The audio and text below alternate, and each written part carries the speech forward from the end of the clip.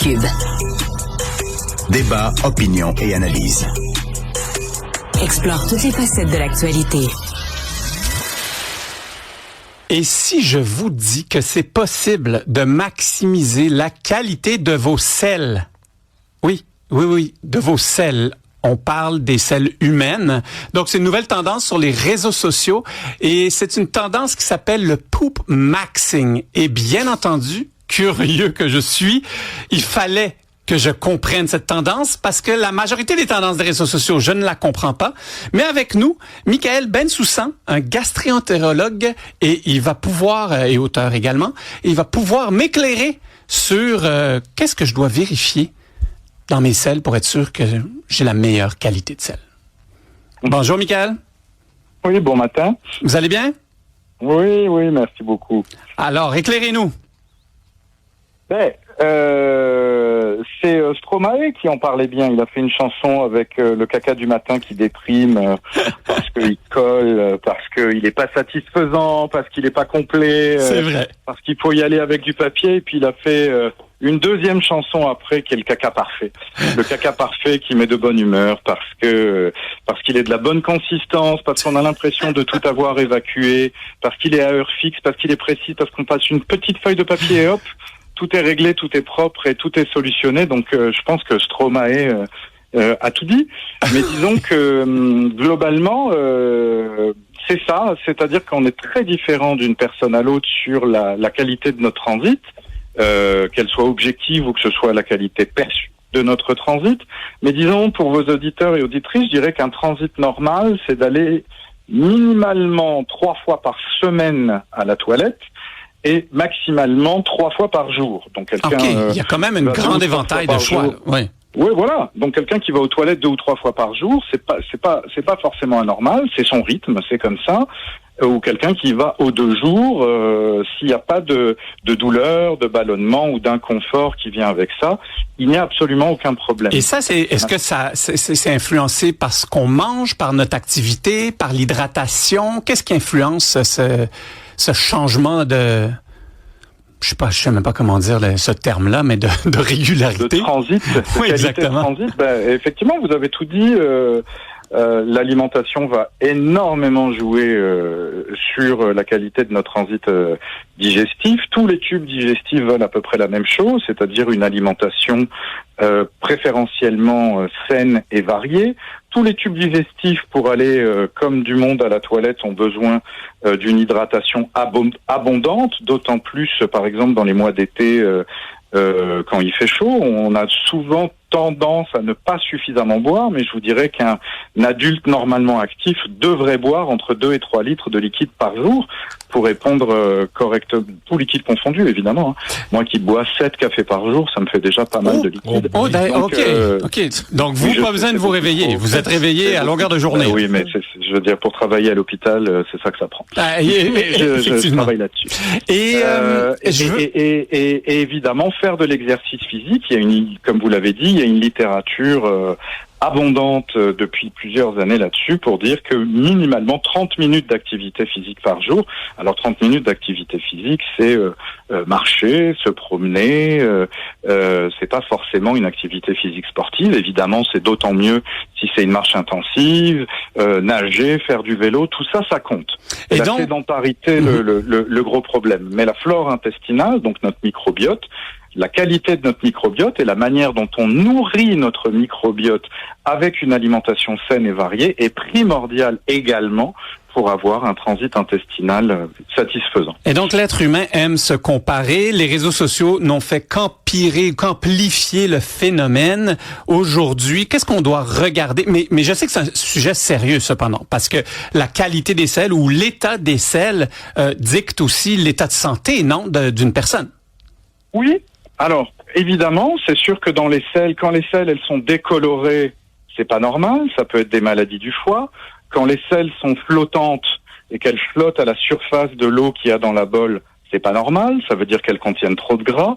Évidemment, quand les selles contiennent du sang, il y a une anomalie et il faut aller consulter pour aller explorer ça. Donc, je pense que dans l'humanité, il y a deux écoles, ceux qui regardent avant de tirer la chasse et ceux qui ne regardent pas avant de tirer la chasse. Moi, clairement, je suis de l'équipe qui regarde, qui jette un petit œil avant de flusher, et je recommande à tout le monde, tous ceux qui sont dans la gang, je ne regarde pas, de changer de gang parce que regarder un petit peu ces selles, c'est quand même primordial. C'est la médecine des anciens temps, des très anciens, quand il n'y avait pas les médicaments, les radiologies, les scanners et tout ça. Les médecins, pour faire les diagnostics, se basaient sur les humeurs. Les humeurs, c'était en fait les émanations du corps, les liquides, et donc les médecins regardaient le pipi, le caca, la transpiration, regardaient tout. Les symboles humains, là, des signes entre guillemets vitaux humains. Et j'ai découvert en faisant la recherche qu'il y a une échelle de Bristol, donc j'invite tout le monde à aller voir l'échelle de Bristol pour voir quel type de sel on a. Il y a 7 types de sels. Et puis, il y en a qui sont problématiques. Ben, c'est hyper important, l'échelle de Bristol. Moi, je recommande, il faudrait qu'il y en ait dans tous les cabinets médicaux, parce que d'abord, tout le monde sait à peu près comment il fait caca, à quoi ressemble son étron. Est-ce que c'est des étrons uniques et longs, ou est-ce qu'on fait plutôt des petites crottes dures, qu'elles soient agglomérées ou séparées, ou est-ce qu'on fait plutôt des selles effilochées, effoirées, ou liquides carrément? C'est ça, l'échelle de Bristol. Et en fait, quand un médecin demande à un patient, en lui montrant cette échelle de Bristol, comment sont ses selles, la quasi-totalité des patients pointent sans hésiter, moi je fais caca comme ça. Ce qui donne une indication très précise au médecin de savoir si on a face à nous quelqu'un qui est plutôt constipé ou qui est plutôt diarrhéique ou au contraire qui a des selles sur l'échelle de Bristol, soit numéro 3, soit numéro 4. Je dis ça pour les gens qui sont en train de googler et qui ont ça sous les yeux. Et c'est ça, les selles parfaitement normales. Mais je vais vous dire, pour revenir à cette tendance du poop maxing, moi je trouve ça très intéressant. Je trouve ça très intéressant parce que la plupart du temps, je suis comme vous, quand je regarde les trends santé sur les réseaux sociaux, c'est plein de fois, la majorité des fois, hautement critiquable. C'est bien souvent n'importe quoi quand c'est pas toxique ou dangereux. Pour ce qui est du poop maxing, je trouve qu'on est sur quelque chose de notre temps. C'est-à-dire que quand on parle des problèmes de transit intestinal, évidemment, de temps en temps, on parle de maladies authentiques. Ça peut être une maladie de Crohn ou des choses comme ça qui donnent de la diarrhée ou bien d'autres. Mais dans l'immense majorité des cas, les gens qui sont insatisfaits de leur transit intestinal, ils ont de l'intestin irritable. Et l'intestin irritable, c'est 35% des Canadiennes de 18 à 60 ans. Oh, wow. Donc là, parmi vos auditrices, il y en a... Juste vos auditrices, il y en a un tiers qui sont concernés par un transit qui n'est pas satisfaisant. Et vous verrez en regardant le poop maxing que bien souvent c'est des femmes, parce que quand on va consulter chez le médecin, quand on arrive à consulter un médecin et qu'on arrive avec des problèmes bénins d'insatisfaction du transit qui peut provoquer des ballonnements, des douleurs, etc., c'est parfois difficile de trouver une oreille attentive auprès du personnel médical et encore plus difficile d'obtenir des suivis avec du personnel de santé, comme par exemple des nutritionnistes, pour essayer d'améliorer ça. Donc évidemment, qu'est-ce que les gens vont faire?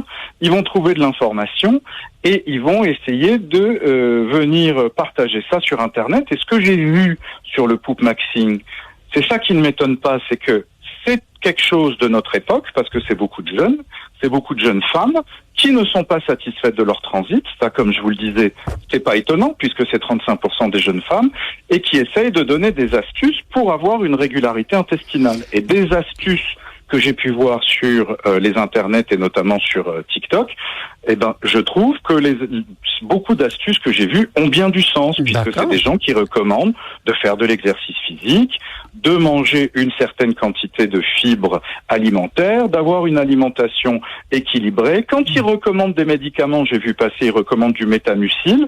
Pourquoi pas? Le méthamucil, c'est un médicament qui est bien spécifique puisqu'il ne passe pas dans le sang, donc il n'a pas d'effet secondaire. Il est principalement constitué de fibres alimentaires végétales et d'un champignon qu'on appelle le psyllium.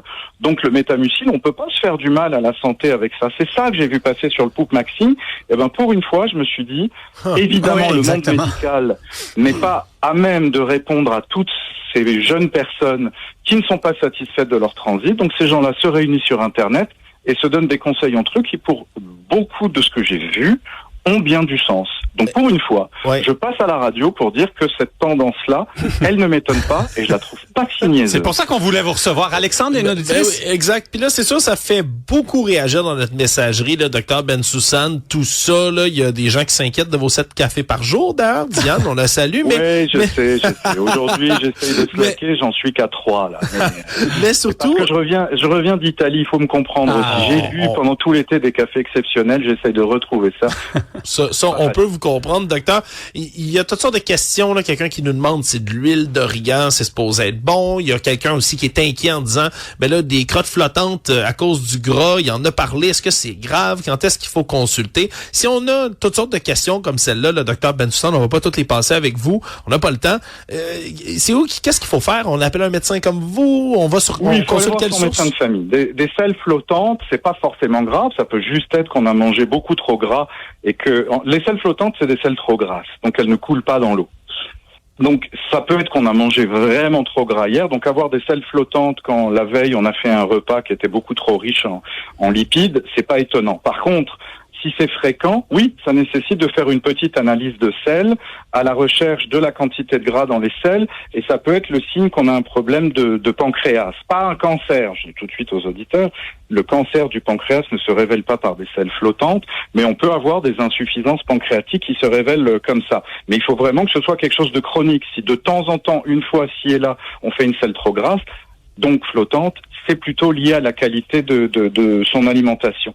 Pour ce qui est de se nourrir d'huile, je suis très contre, évidemment, parce qu'en fait, il faut utiliser de l'huile quand on cuisine. Idéalement, il faut utiliser des huiles naturelles, donc l'huile de pépins de raisin, c'est merveilleux. L'huile d'olive, c'est encore mieux.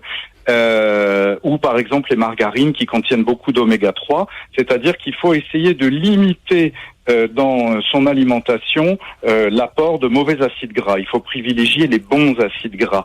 Mais c'est essentiel les acides gras, c'est avec ça que les cellules de notre corps se renouvellent.